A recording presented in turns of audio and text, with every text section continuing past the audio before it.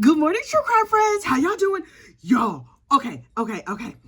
Opening statements in the state of Florida versus Wade Williams. You would be hard-pressed, very hard-pressed to find a case that is more unhinged than this case. This is the case where the dude has all the facial tattoos, and he said to the judge, "Hello, Mr. Judge, can I please put makeup on my face to cover all these crazy face tattoos?" And the judge was like, I'm gonna think about it. Okay, yes. And so he was like, okay, I could cover all the swastikas and stuff that I put on my face. And the judge was like, yeah. Go ahead and do that. It's not something we normally do, but I'm gonna let you do it. And he's like, okay, cool. Thank you so much. And then he refused to put makeup on the tattoos to cover his face. What? Mr. Wade Williams, is your brain feeling a little ticklish? Because I feel like it's a little bit ticklish. But look, the tattoos on the face, that's not even the craziest part of this trial. Oh my goodness. First, like this video, subscribe to the channel. Let me tell you what happened. Okay. So day one of the trial, opening statements happened. Now listen, I told y'all everything that happened. Basically, my opening statement that I said yesterday in the overview of this trial, that's basically what the opening statement was from the state. So I was like, okay. They didn't tell us much new information, but we'll get the additional information as the trial goes on. Okay, great. And then the defense got up. I was like, I'm dying to hear what they have to say, because it's a whole lot of evidence against this boy. And so the defense gets up and was like, Your Honor, maybe later, not now. And I was like, really? Okay, that is absolutely a choice. And so I'm going to explain to you the order that the witnesses came in. The order that the witnesses came is not the order in which the crime happened, but I think you'll be able to put it all together. So look, first witness gets up there, and this is this dude named Jason. And I'm just like, okay, hey, Jason, how you doing, boy? I hope you're not involved in this crime, Mr. Jason. So Jason is sitting there, and he's like, hey, yeah, I promise to tell the truth. Look, let me tell you, what I tell you, you're not going to believe, but look, I'm going to tell you what happened. He was just like, okay, so I'm working at my shop. He has like a sign printing shop or whatever. He's like, I'm over here working at my shop, and this dude I know, not a friend, a person that he knows, a dude he met 2 or 3 times, comes into his shop and is like, hey, dude, can I get a bus ticket? I just unfortunately unalived somebody. And Jason was like, I'm sorry, you did what? And Jason was like, yeah, he was real like nervous and antsy and pacing back and forth. He's driving a car that is not his car. He's barefoot, no shirt on, and he's covered in blood. Can you say blood on here, child? I don't even know. He's covered in bodily fluids, but not the good kind of bodily fluid, the red ones. Anyway, he's just like, hey, can you help me? Can you give me a bus ticket or something? And Jason's like, okay, listen, I need to go in the back room in the other part of my shop. Let me, that's where I keep the bus tickets and the cash and the extra cell phones. Just, if you can just wait right here. And so Wade was like, okay, cool. So Jason goes in the back room and is like, hello, 911. There is a dude here, and he said he just unfortunately unalived a couple people, and he's asking for bus tickets. And I told him I'm in the back room getting the bus tickets. Y'all gonna need to come. Listen, if this was me, first of all, I appreciate Jason's grace under pressure, because if this would have been me, I would have been like, boop, boop, boop, hello, 911, help! I never would have stopped screaming help. I would have just said, give him my address and screaming help over and over and over. Send the SWAT team, send everybody you have. There is an unaliver in the front room. I lied to him about having a stash of bus tickets. I don't have no bus tickets. Help. But that's me. Jason, great. Also, he hung up from 911 and just waited in the back room for the cops to arrive. 911 would have had to stay on the phone with me. Nope, I'm going to need an emotional support 911 operator. I'm going to stay right here, because what if this madman comes back? So then the police show up, and they're like, well, wait, we're looking for Mr. Wilson all over, and we can't find him. Turns out Mr. Wilson was busy. He was like, wait. I might be a psychopath, but something tells me that this dude I barely know, that I met 2 or 3 times, Jason, he probably doesn't have a random supply of Greyhound bus tickets, so I'm probably gonna need to go. So he leaves, I believe on foot, jumps the fence, goes over someplace else, and breaks into a random house where it's Florida. So you know the people are home, they not home, they went back to their home in Ohio, whatever. Finds an empty house, breaks in the house, and steals some clothes, gets some food, has himself a nice sandwich, all that kind of stuff. P.S. The state, in addition to the unfortunate unalivings, is also charging him with breaking and entering and petty theft for stealing a sandwich. I'm like, state, y'all so petty. Oh, that's petty. Oh, I love it so much. Anyway, So he's just like, okay, I'm having myself a nice bologna and cheese. And whew, okay, yes, I broke and I entered. But let me calm down. Let me see if I can call my dad. Boop, boop, boop, boop, boop. Hello, Dad. Listen, I'm gonna need your help. You got some random bus tickets or plane tickets or something. I'm gonna need to get out of here. And his father was like, so son, what happened? You did what? Okay.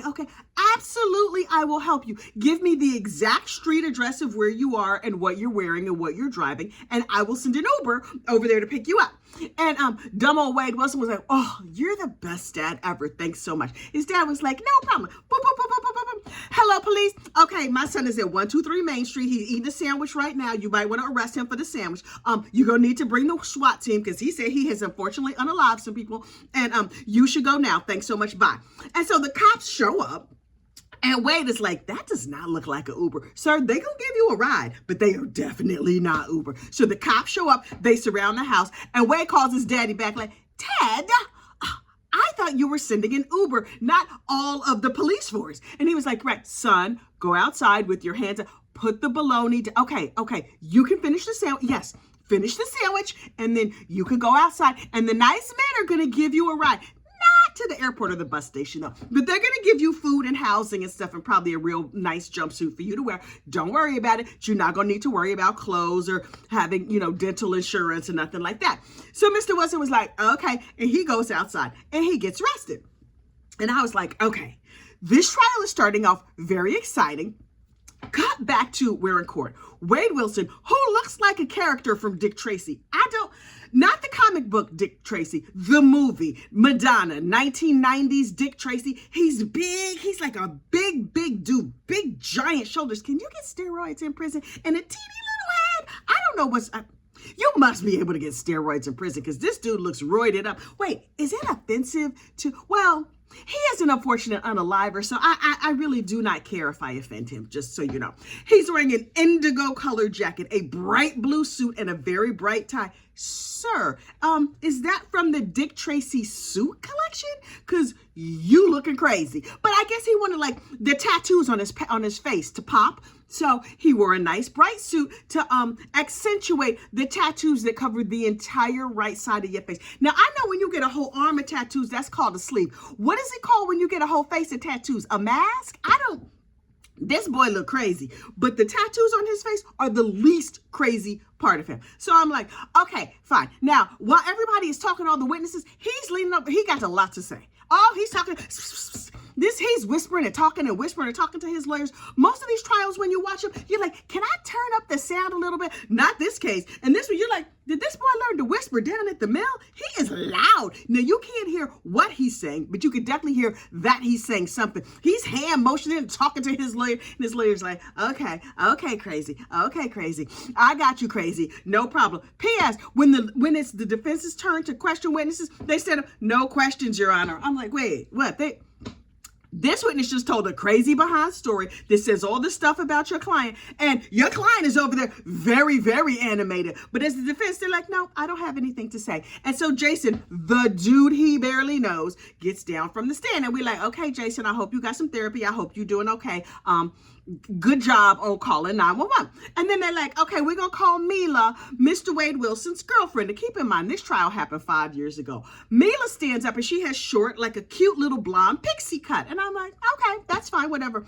Mila gets up. There is no shame in Mila's game. Mila's like, look, let me tell you what happened. They said, Mila, what were you doing that night? She was like, me and Wade went to the Buddha. That's this bar. We went to the Buddha together. And then they must have had some sort of back and forth argument or whatever because they kind of separated. She was doing her thing and he was doing his thing. And so they said, Mila, tell us what happened. Okay, we go to the club and she said, I don't carry a purse. And so I said to him, can you keep my keys for my car in your pocket? Now, Miss Mila drives a fancy car. She drives a Hellcat. Now, I do not know what a Hellcat is, but they show pictures of it. It's a fancy car. It's also a stick shift. Mila is thinking, I'm absolutely safe. Wade is not going to steal my car because Wade cannot drive a stick shift. So he can hold my keys, no problem. She's, look, I'm tiny and cute. I do not carry a purse. At the time, she had long, flowing blonde hair, so she was not worried about it. And so the prosecution sits there. The defense gets up and was like, Mila, were you doing cocaine the night of this incident? And she was like, yeah, we did a lot. Yeah, well, yeah. It was just that way. Oh, he has the best drugs. Oh, yeah. I was like, never in my life have I seen people so excited to get up on the stand and talk about their illicit drug use. Ma'am, this is on television and on worldwide internet. But okay, she owns her own business. So maybe people are like, yeah, going to the spa goes along with cocaine. I do not know what pairs well with this particular illicit drug. And I was like, okay, Miss Mila, congratulations on your fancy car. She's like, I have a husband now, and I give my husband my keys. She wanted to be very well known that she is married. She has moved on from this unaliver. And then when she was describing her story, she said, yes, Wade stole my car. We left the bar separately. He went wherever he went.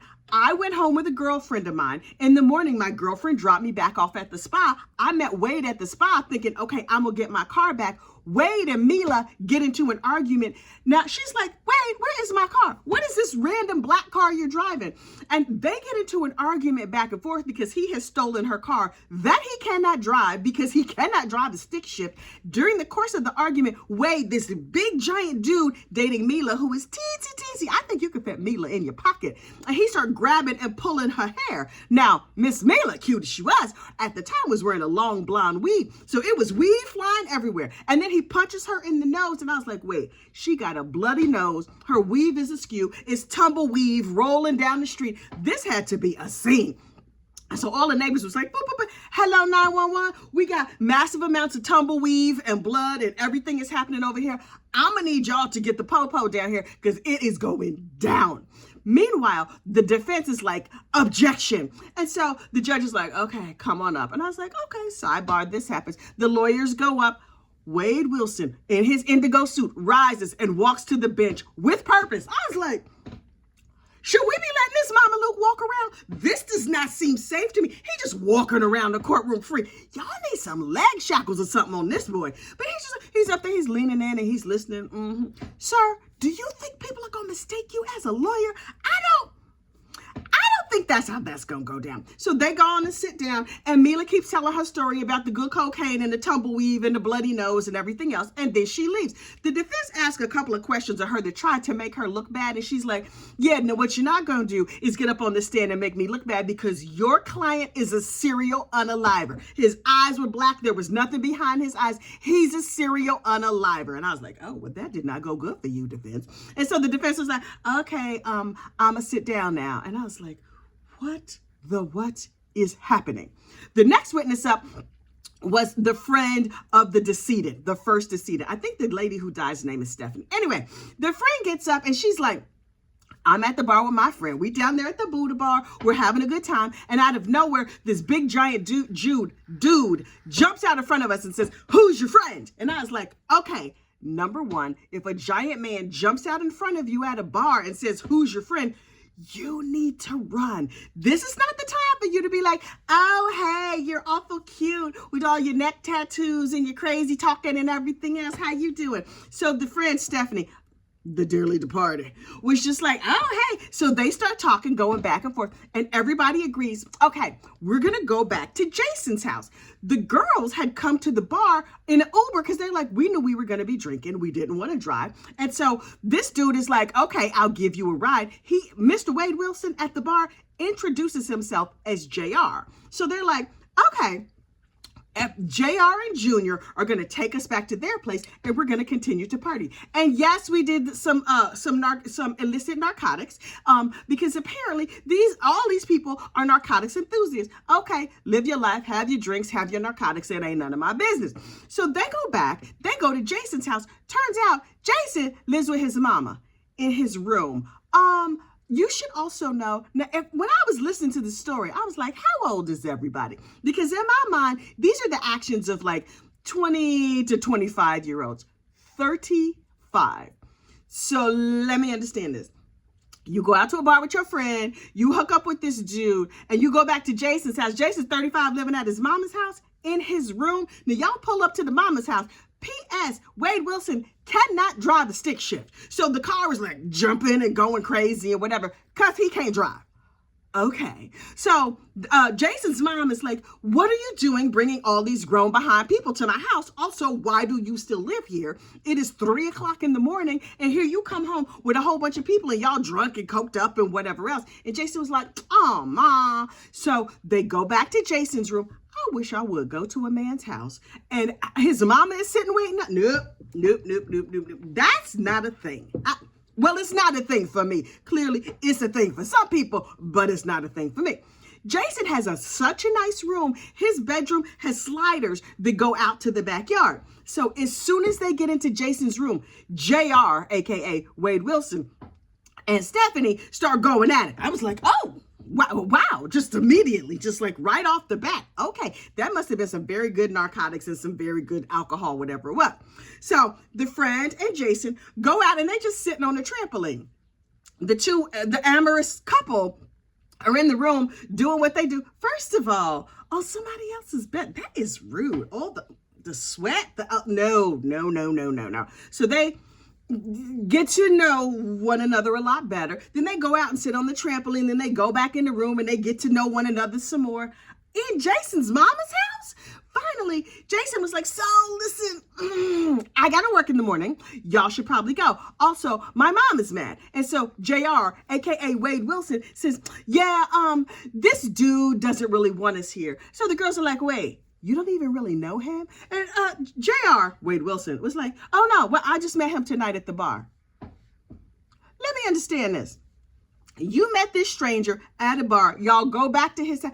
Everything about this story is crazy. I kind of want to hear from Jason's mom. But okay, anyway. So they go to leave and JR, aka Wade Wilson, goes to drive and he's grinding the gears and revving the engine. And Jason is like, you got to get out of here, dude. My mom is really, really mad. And clearly you can't drive this stick shift car. Why are you even driving this car? And he's like, no, I got it. But he's stalling the car. He's revving it real hard. So Jason is like, move over. Jason, who can drive the stick shift, backs the car out, gets the car in the middle of the street. Everybody gets back in the car and they drive away in Mila's Hellcat, the stolen car.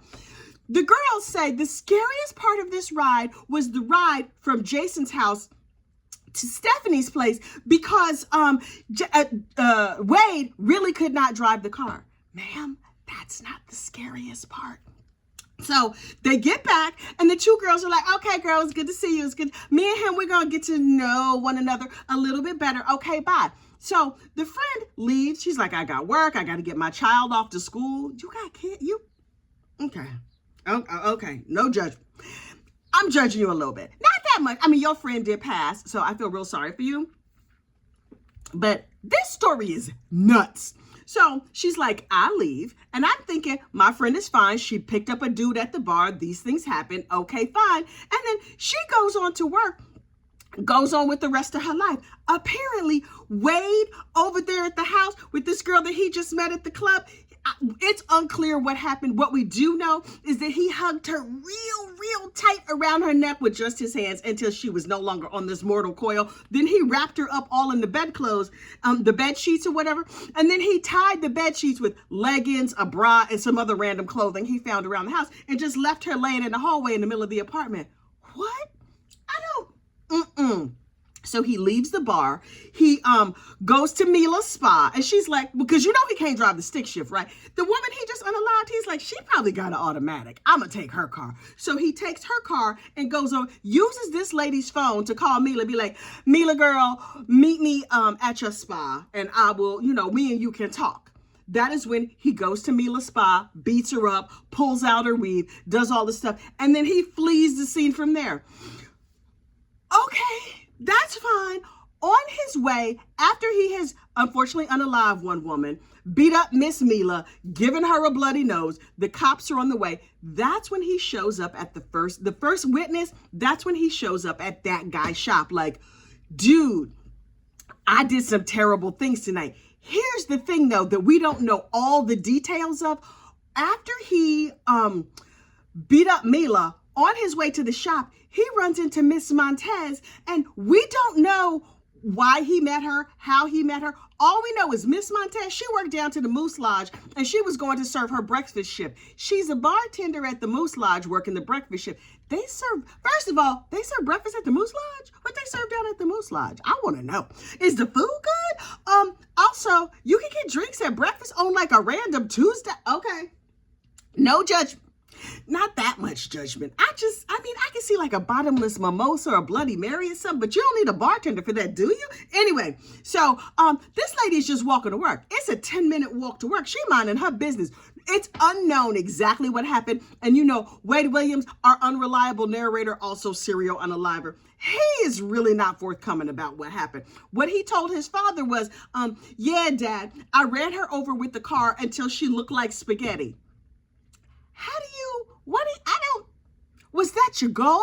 You didn't know this lady? A total stranger. And then he throws her body in a field, right? So they're like, the body in the field doesn't get found for a couple of days. One of the neighbors says, I'm sitting in my house. There's an empty lot back behind my house. And I see a car pulling out early in the morning. And I didn't think anything of it. Only a couple days later, I see cops all around there. And I'm like, wait. There was a car there a couple of days ago. I should probably tell the police. Hello, police. Can I tell you all about this car that I saw? And the cops are like, we're on our way over. And so they take his complete statement. They get a description of the car. They get all the information, right? Meanwhile, the defense is not questioning any of these witnesses. Not one. Now, the dude who saw the car, they were like, okay, we have questions for this dude. I'm like, what are you going to ask this man? And they were like, sir, so you were sitting at the back of your house at the back window? He was like, yes, I was having breakfast with my wife. And they were like, okay, were you at a square table or a round table? He was like, it was a round table in the kitchen. Did the chairs have wheels or no wheels? The chairs did not have wheels. Okay, great. What were you eating for breakfast? And the witness was like, we had, our standard breakfast, eggs. Oh, bacon, toast. What else did you have? This lawyer asked a bunch of questions that had nothing to do with nothing. He was, crispy bacon. Did you have juice? We're here in Florida. Did you get the fresh squeeze? If you go down to that one store, you can get the real fresh squeeze orange juice that they squeezed this morning. He asked a bunch of real stupid questions. And I was like, sir, what are we doing? This is your defense? You got the bacon defense? He had crispy bacon, so therefore he couldn't have seen a crime take place? No, that's not how criminal defending goes. I don't know if you know, but that's not how that's supposed to go, sir. Anyway, so then the defense attorney sits down, and I was like, okay. The judge was like, okay, lawyers, can I talk to you for a minute? Then Wade Williams goes back up there, and I'm like, we're not safe. Okay, I'm gonna sit here and try and be calm, because y'all should not be letting Wade Williams roam around the courtroom. They sit down there, okay, jury, listen, we're ahead of schedule. We went through 15 witnesses today. Normally we would go till 5 o'clock, but the defense team, they're really sitting there like bumps on a log. So we're getting through this case faster than we thought, and so we're gonna let y'all go home for the day. After the jury leaves, the prosecution is like, sir, at this pace, we can be done by tomorrow. We're going to be ready for closing statements. This is a death penalty case. This man might face the ultimate unalive penalty, and the defense is just sitting there. It's going to be a 2-day case. The jury is going to convict this dude before lunch arrives. Jimmy John's is still going to be hot when they come back with a verdict. They're going to be like, there's still steam coming off my sandwich, but he absolutely did that. How long is it good? How does the unalive penalty work? Because I could be back at work by Friday.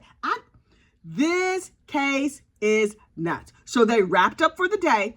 Mr. Wade Williams sat there looking very self-satisfied in his bright blue suit. On day 2 of the trial, number 1, I want to see what color suit Mr. Wade wears. Number 2, what more witnesses are going to come? Because they have told us everything we need to know. And is the defense going to put on a case? There was some indication that the defense may have several witnesses. And to that I say, I doubt it. But according to Mr. Wade, he's been set up.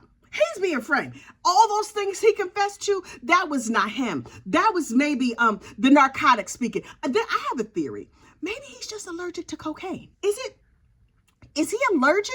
Might he be allergic to that narcotic? Because maybe he just accidentally, unfortunately, unalives people when he takes that narcotic. And does that make it not his fault? I don't.